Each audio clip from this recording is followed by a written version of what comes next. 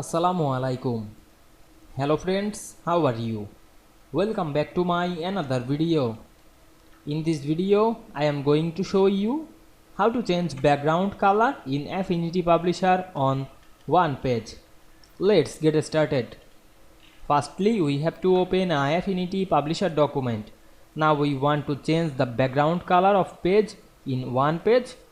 Go to a page, then select the frame text tool and draw the frame text tool over the pages.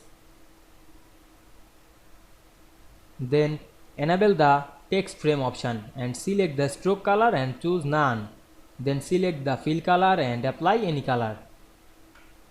Now I select this color and close the panel. Then select this layer option and drag on last. Then lock this layer. Then go to the another pages. Firstly select the move tool and go to the another pages and check the all page. Now we can see we changed the page color only one page very easily. I hope you enjoyed the video. Please like, comment, share and subscribe my channel. Thanks for watching.